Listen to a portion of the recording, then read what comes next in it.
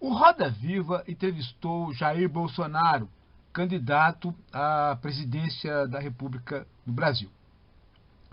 Pois bem, ali há várias questões políticas, mas há uma que vale a pena ser tocada por professores, por filósofos, historiadores, enfim.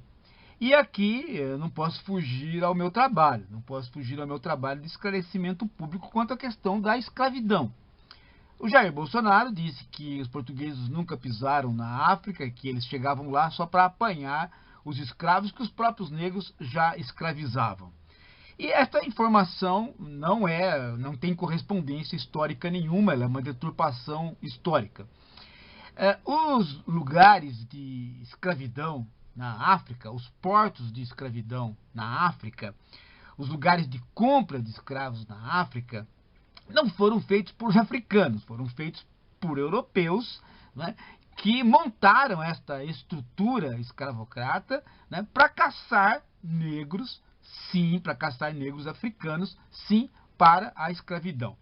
Agora, as tribos, né, africanas lutavam umas contra as outras e tinham escravos, escravizavam umas às outras e o branco aproveitava disso, isso é óbvio. Aliás, o branco fomentava estas guerras, inclusive para ampliar, né, o número de escravos que se podia comprar. Mas esse processo é um processo completamente, aos nossos olhos de hoje, né, criminoso. Né? O nosso senso moral hoje não vê isso como uma situação normal. E nem na época, porque a escravidão tem uma certa duração, mas logo depois, quando o desenvolvimento capitalista avança e a tecnologia permite o fim da escravidão e também a sociedade de mercado pede, né, cada vez mais o trabalhador, chamado trabalhador livre, as próprias potências capitalistas, a Inglaterra na frente, tentam então se desfazer desses portos, eliminar a escravidão que faz o desenvolvimento capitalista. E isto muda também o senso moral da população. Aquilo que não era visto como crueldade, era visto como necessidade ter escravos, começa a ser visto como crueldade, sim. Então, não é porque a moral muda que a moral é relativa. A moral mudou, porque o capitalismo exigiu o final da escravidão. Mas a moral mudando é bom. Por quê? Porque nós hoje tomamos esse senso moral como melhor que o senso moral passado. Então não é porque surgiu a tecnologia e nós podemos não ter escravos que nós podemos dizer que a nossa moral hoje, que vê como crueldade a escravidão, é igual à moral do passado, que não via como crueldade. Não, nós vemos como crueldade hoje a escravidão, e isso foi um avanço da tecnologia que permitiu um avanço moral. É isso que nós temos que entender. Agora, nós temos que entender também que um outro tipo de escravidão surgiu, que é o fato de que existem hoje muitas pessoas que não estão acorrentadas, mas estão presas por outros laços, por laços econômicos, por laços de distância geográfica, por não possuir documentos, ou por estruturas de país que pagam baixo salário, inclusive empregando crianças, estão a um novo tipo de escravidão, né? E que é denunciado por quem faz a defesa dos direitos humanos. Então, nós temos aí, né, dois tipos de escravidão. Uma, né, que é a escravidão de um momento em que a tecnologia ainda não permite o trabalhador assalariado, né, e a escravidão num outro momento, onde a tecnologia permite o trabalhador assalariado e, no entanto, ainda assim as pessoas colocam os trabalhadores em condições semelhantes àquelas do escravo. Esse desenvolvimento todo, ele faz com que o nosso percurso moral se amplie. Então, a gente tem que dar graças aos nossos trabalhos, no sentido de que, mudando a tecnologia, nós melhoramos do ponto de vista moral.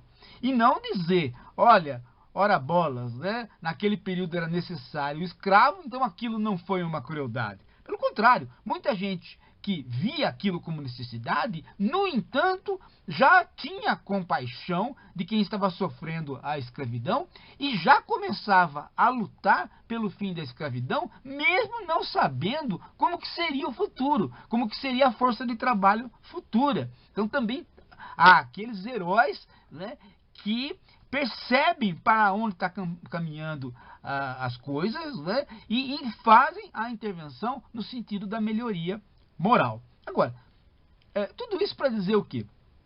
Que nossa sociedade ela precisa de informação histórica para saber que no Brasil a escravidão, essa escravidão que existiu no Brasil, feita assim pelos portugueses, feita assim por mercenários, feita assim pelo mercado de escravos, ela criou no Brasil uma população que se fundiu com os portugueses, se fundiu com os índios, trouxe uma cultura muito rica para o Brasil, uma cultura de um novo paladar, de uma nova cozinha, de uma nova dança, de uma nova postura genética, uma nova postura comportamental genética. Nós nos tornamos uma população mais forte, né? E mais do que isso, né? Uma população que se mestiçou, mas, no entanto, não aceitou esta mestiçagem. Daí a ideia de que o negro é minoria. Ele é maioria populacional, mas ele é minoria do ponto de vista sociológico. Por quê? Porque os seus valores, né, os valores da cultura negra, os valores afro-brasileiros, são postos em segundo plano e vistos com preconceito. Então, toda a religião afro é vista como com relação ao mal, ou como algum, no máximo um folclore, mas há toda uma resistência em relação à religião afro, não se leva a sério a religião afro. E assim, uma série de elementos da cultura negra não se leva a sério. Havia até pouco tempo muita dificuldade de convencer professores de educação física de que a capoeira é um esporte que vale a pena estar na sala de aula.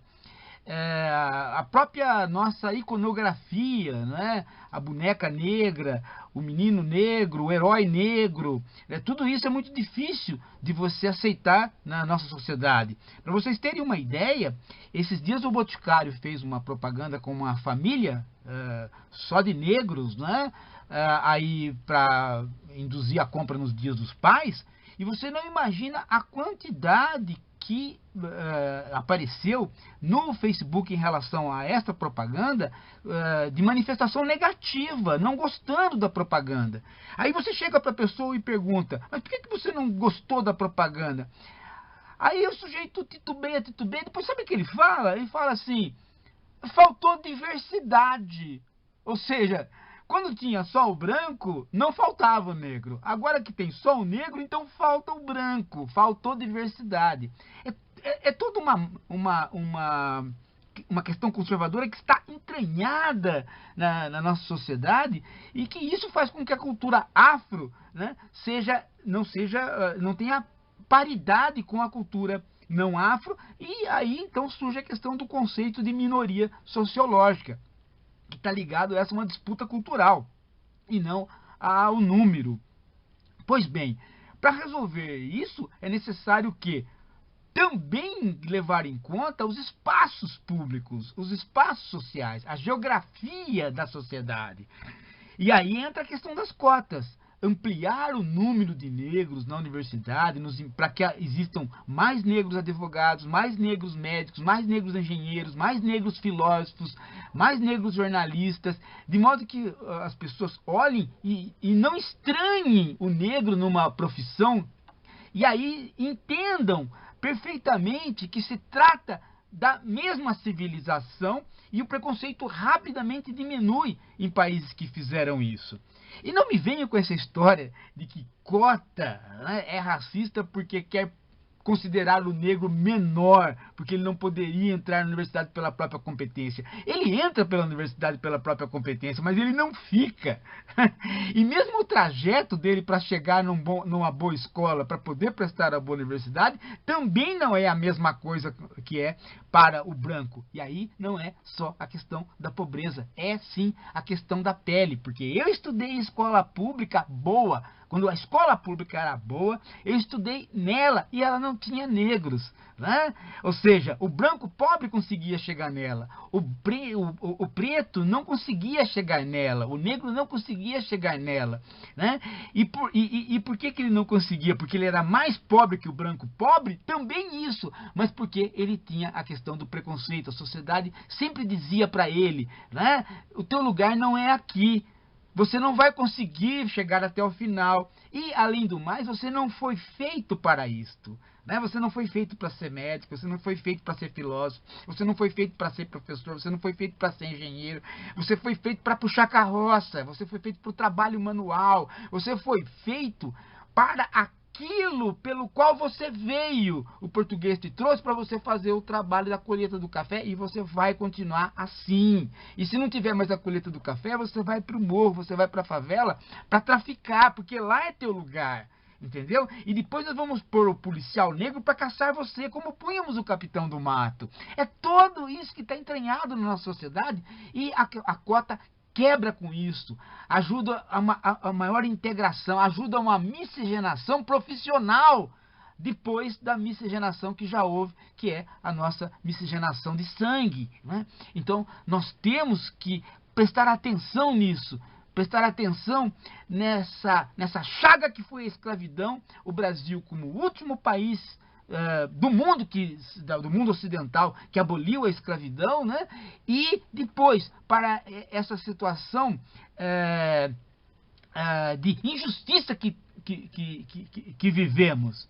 Então, nesse sentido, a escola tem um papel fundamental para ensinar e fazer com que não apareçam de novo, né, candidatos à presidência que não saibam este básico escolar que eu acabei de expor para vocês agora, com uma perspectiva filosófica, com uma perspectiva moral.